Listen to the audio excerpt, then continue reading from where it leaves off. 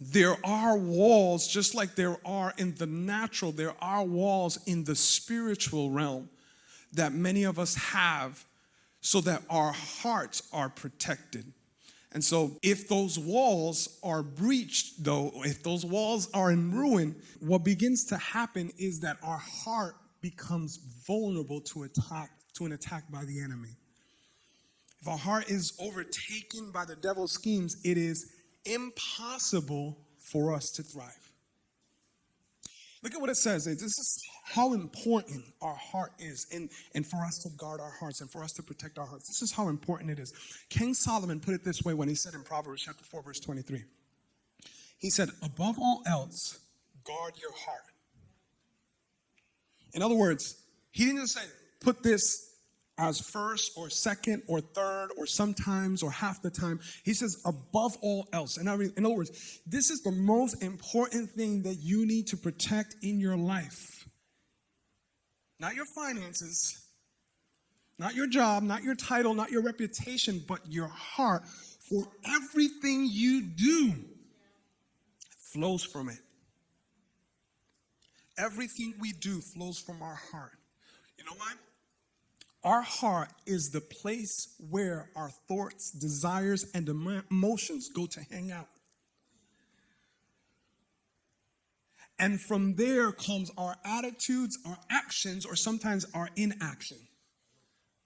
And so if our heart is vulnerable to an invasion, we will have the wrong attitude, we will have the wrong actions, and sometimes we won't have the will to take certain actions that we need to take. And so I want to encourage you today that if maybe the walls of your heart have been breached, to really take some time to examine those walls and see what areas do I need to strengthen? What areas do I need to rebuild? So that my heart is not filled with so much bitterness, so that my heart is not filled with so much jealousy, so that my heart is not filled with a double mind where one day I want to do this and one day I want to do that, and one day I want to live righteous for God and then the other day I want to do whatever I feel like doing because my walls have been breached. So some of you are probably asking, so what are those walls if they're not physical? What are they then? Well, really, the walls are our mind. I've told you on other occasions that our mind is a gate. And one of the things that they would have back then is that they would have walls that would protect the city. But if the walls were completely fortified and strengthened, but the gate wasn't strengthened, then anything could come into the city and ransack the city. So in other words, part of our walls is our mind, is what we allow to come into our mind and just marinate.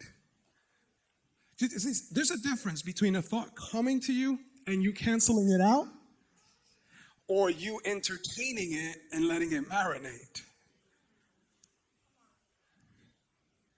Right?